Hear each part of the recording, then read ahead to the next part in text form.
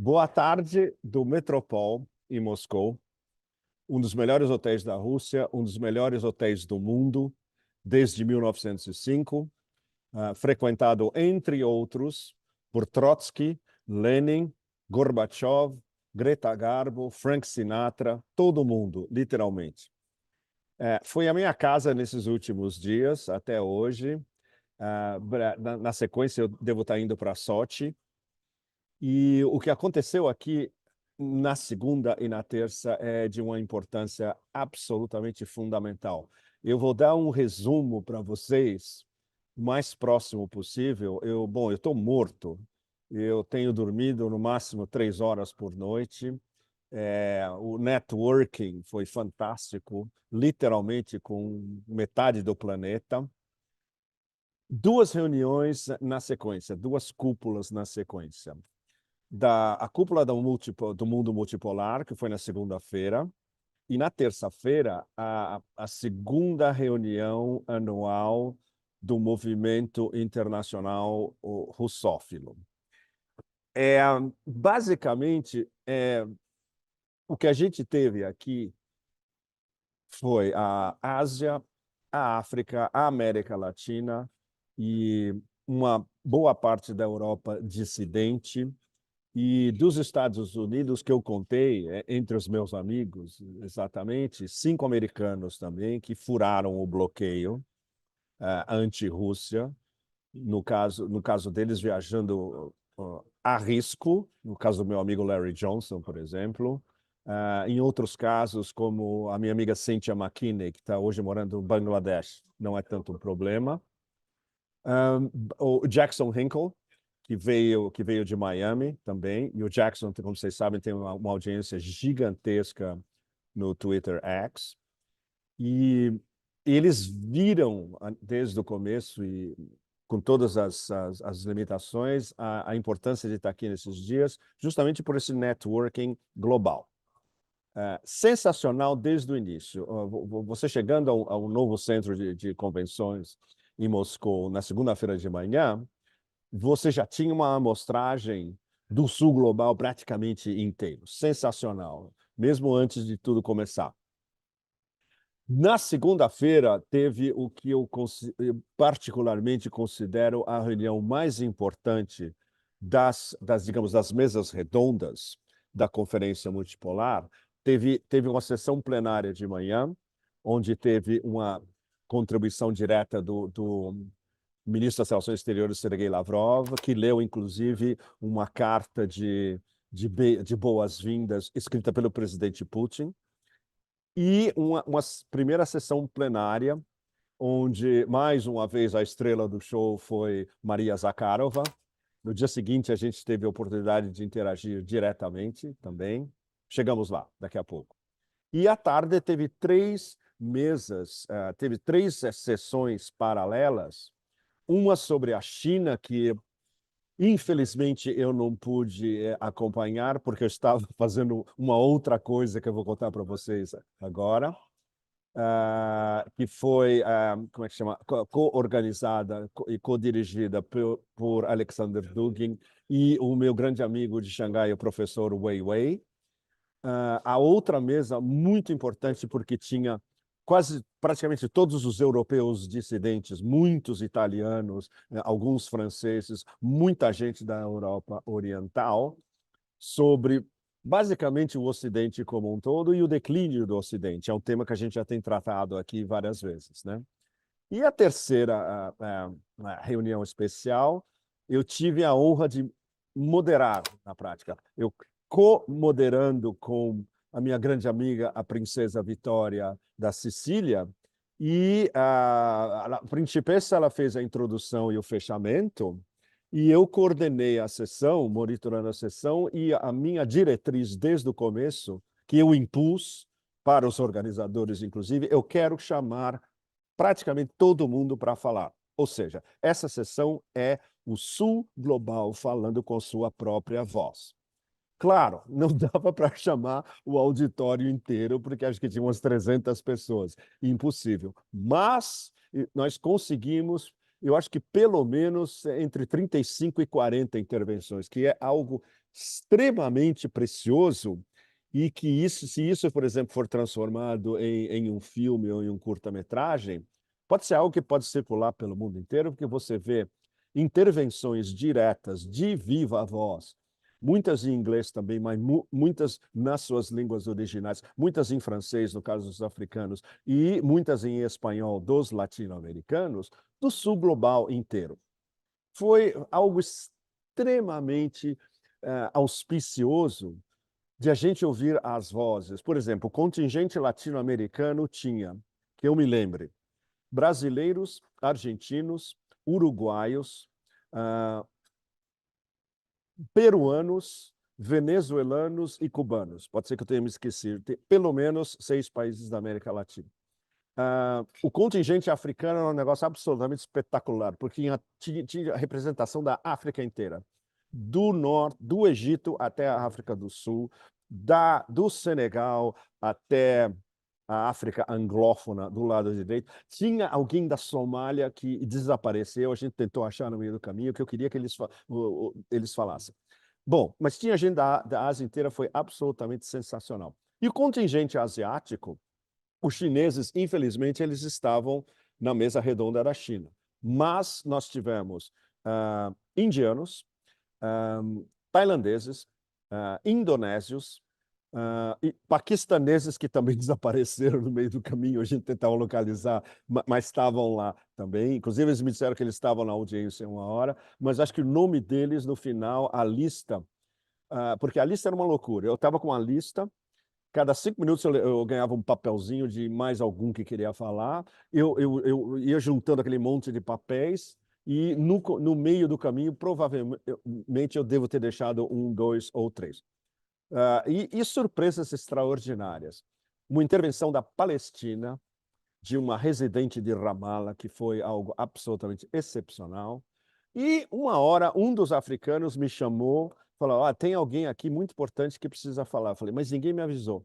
Quando eu olho, ninguém menos do que o neto de Nelson Mandela. Mandela. Eu imediatamente botei o nome do Mandela na lista, ele subiu e fez uma intervenção sensacional. Então, eu espero que isso... me disseram que foi tudo gravado, e sim, eu estava vendo as câmeras. Tinha muitas TVs gravando trechos eu imagino para RT, para outras, para TV russa, TV chinesa gravou também. Mas isso os organizadores, depois, eles fazem um greatest hits, ou uma sessãozinha com cada uma das intervenções, pode ser um negócio sensacional. Foi o Sul Global falando. No dia seguinte, a gente teve de manhã a sessão plenária do Movimento Internacional da Russofilia, e à tarde diversas discussões paralelas, uma das quais eu tive a honra de estar também entre os convidados principais e interagindo no palco com a grande Maria Zakharova. E foi uma excelente experiência, e eu acho que para a Maria também, porque depois das diversas intervenções de Maria, eu entrei de cabeça no tema, que era o tema fundamental da mesa, que era guerras híbridas, e a guerra híbrida na mídia, e uso de soft power em mídia. E eu fiz a minha intervenção, basicamente, o meu ponto principal é algo que eu queria dizer pessoalmente, não só para Maria Zakharova e depois para o ministro das Relações Exteriores, Sergei Lavrov, que foi algo que aconteceu na noite. Então, a gente ainda está na tarde do segundo dia. E foi bárbaro, porque a gente estabeleceu no palco um diálogo com Maria Zakharova. Depois da minha intervenção, ela interviu, eu fiz mais algumas perguntas, ela respondeu e ela adicionou ao nosso debate. Então, a riqueza para a audiência de um debate sobre mídias alternativas, a morte da imprensa e da televisão tradicional, o ponto que eu queria passar, especialmente para o Ministério das Relações Exteriores russa, esqueçam da mídia tradicional. Para vocês, não tem o menor... É uma besteira até vocês quererem influenciar a maneira como vocês são tratados por CNN, New York Times, Washington Post, NBC. e as redes europeias também. Vocês sabem que o futuro é a mídia social, são social networks, e a mídia alternativa, que não é mais alternativa, é a mídia cidadã do sul global inteiro. E o exemplo fundamental, evidentemente, de que eles já estão cientes, a famosa entrevista do Tucker, que foi vista por mais de 1 bilhão de pessoas no mundo inteiro. É a prova definitiva que a mídia tradicional está morta e enterrada. E foi muito legal, porque a audiência, evidentemente, de acordo com tudo isso. Depois a gente teve ainda uma discussão no final com Maria, no palco, antes que ela saísse. O meu amigo Atílio Borrón, grande intelectual argentino, estava lá também. Ele repetiu esse mesmo ponto de vista para Maria, em inglês, inclusive. E foi muito legal ela ouvir do sul global, na sua frente, e numa situação de certa descontração no final, onde não tinha mais nada estabelecido institucionalmente, o ponto principal, que é algo que, do ponto de vista de alguém já extremamente competente nas guerras da informação, que é o caso de Maria Zakharova, eles aperfeiçoarem o jogo deles cada vez mais e se concentrando na audiência que realmente interessa para a Rússia e para o sul global, que é o sul global inteiro, e que estava representado nessa sessão. Então, isso eu me senti muito orgulhoso pelo sul global inteiro de estar lá como não só ouvintes, mas como os participantes. As perguntas que vinham no auditório eram sempre excelentes, como no primeiro dia.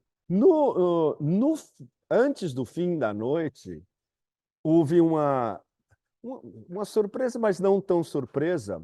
Numa das salas especiais aqui do fabuloso Metropol, a gente teve um encontro fechado, éramos mais ou menos 12 de nós, com o ministro das Relações Exteriores, Sergei Lavrov, que foi extremamente gentil de nos conceder praticamente 2 horas durante um jantar levíssimo, onde a maioria das pessoas beberam água, na verdade, porque o assunto era super, super sério, estava todo mundo concentrado.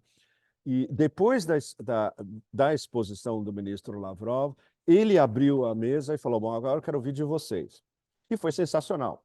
Ele ouviu, por exemplo, do Jackson, que estava representando os Estados Unidos, ele ouviu do presidente Dugin, ele ouviu de businessmen da Geórgia, da Espanha e da Itália, que são muito próximos à Rússia. Os 3, inclusive, moram na Rússia. Ele ouviu de um ex-ministro das Relações Exteriores da Eslováquia e este que vos fala também. E da Principessa Vitória, que era também uma das convidadas. Então, isso foi muito legal, porque o ministro Lavrov tomava notas e depois ele respondia cuidadosamente a cada uma das nossas perguntas ou afirmações ou sugestões. E foi fascinante, porque o diálogo circulava entre as memórias diplomáticas dele nos Estados Unidos, ele passou muito tempo na ONU, nos Estados Unidos, a sua, na verdade, a sua profunda tristeza em ver o estado em que a diplomacia ocidental foi reduzida hoje nos Estados Unidos e na Europa Ocidental, as lembranças dos grandes encontros diplomáticos que ele teve, a agenda, a agenda do ministro Lavrov é um negócio absolutamente alucinante, né? E discussões, por exemplo, sobre os BRICS. Claro, esse é o ano da presidência BRICS anual. Por exemplo, ele diz que os BRICS são um clube e que eles precisam, claro, um papel institucional mais forte. Ao mesmo tempo, ele lembrou, não houve uma premeditação desde o início. No início, a gente tinha os RICS. RICS era Rússia, Índia e China. E no Brasil, como a gente sabe, tinha a Associação Brasil-África do Sul. Então é muito legal. Na verdade, ele deu a versão Lavrov de algo que o nosso amigo Celso Amorim já tinha conversado antes, que foi, um dia, com Lavrov, a gente sentou e falou, escuta, por que a gente não une as nossas organizações? Vocês têm o R e C e nós temos o BS. vamos juntar tudo. E foi assim que surgiram os BRICS, no fundo. Uma conversa de amigos entre o Sergei Lavrov e o Celso Amorim. Uma belíssima história. E que hoje, digamos, é a besta negra do poder hegemônico. E agora BRICS 10, cada vez mais, né? Mas ele falou um pouco de como é muito difícil decisões consensuais dentro dos BRICS e que eles estão passando o ano, já quase 2 meses desse ano e mais os 10 meses que vem pela frente, em criar consenso em situações extremamente delicadas que envolvem tudo, desde as guerras híbridas até as guerras de fato, passando pela desdolarização, absolutamente fundamental. E o fato da gente ter esses 2 dias de sul global dentro de Moscou, num enorme auditório em Moscou, discutindo e falando da sua própria voz para uma audiência não só russa, mas para as TVs e para uma grande parte do sul global. Tinha TVs africanas, por exemplo, filmando que elas vão transformar isso em matérias pela África inteira. Então foi muito, muito, muito bonito e auspicioso ver, sentir e estar dentro dessa história se desenvolvendo. Por exemplo, Lavrov falou de. Ah, não, não, não. A questão de desdolarização. O ministro Lavrov não entrou direto no ponto, mas ele, ao mesmo tempo que ele manifestava a sua tristeza, eu diria quase metafísica, com a desagregação e a falta de qualidade intelectual, e, na verdade, a selvageria dos ocidentais há 2 anos, desde o início da operação militar especial há 2 anos, a esperança de que isso possa mudar no futuro e o fato de que a Rússia e a China estão na vanguarda dessa avenida gigantesca, dessa caravana para o mundo multipolar. O nosso amigo o professor Weiwei estava no nosso jantar também. O Lavrov fez enormes elogios à China e à parceria estratégica Rússia-China, e isso a gente vê aqui. Por exemplo, conversando com o professor Weiwei antes do nosso jantar, foi bárbaro. Você imagina, em 10 minutos, 10 minutos da nossa conversa no sofá, ele me deu um crash course de China. Ele me fez um PhD de China em 10 minutos, numa conversação. Isso é um negócio que você só pode ouvir de alguns dos melhores analistas chineses ao vivo. E é bárbaro. O professor Weiwei fala inglês fluente, ele conhece o Ocidente, ele conhece a China por dentro. Por exemplo, o fato de que eu morei em Hong Kong, para mim é fácil entender o que ele está falando, porque você tendo visto o que aconteceu na China nos últimos 30 anos, é muito mais simples, evidentemente. Eu fiz perguntas específicas sobre, por exemplo, o papel de Hong Kong, né, a emergência dessa China globalizada e hiperdesenvolvida por dentro, com os polos de desenvolvimento por dentro. Ele falou, Hong Kong é um polo a mais. E se eles não quiserem se integrar totalmente, eles é que vão estar perdendo, na verdade. Essa integração do sul da China, o que a gente chama de Greater Bay Area, o projeto da Grande Área da Bahia, que é o delta do sul do Rio da Pérola, do sul do Rio da Pérola. Isso é um processo que vem sendo pensado há mais de 10 anos em detalhe, né? Porque eu ainda morava em Hong Kong, e que está se desenvolvendo cada vez mais, está interligado com essa explosão digital de uma dos hubs high-techs digitais da China, que é justamente o sul da China, na província de Guangdong, incluindo Shenzhen, onde está o quartel-general da Huawei. Tudo isso, e é muito legal você ouvir ele colocando tudo isso, inclusive com os números.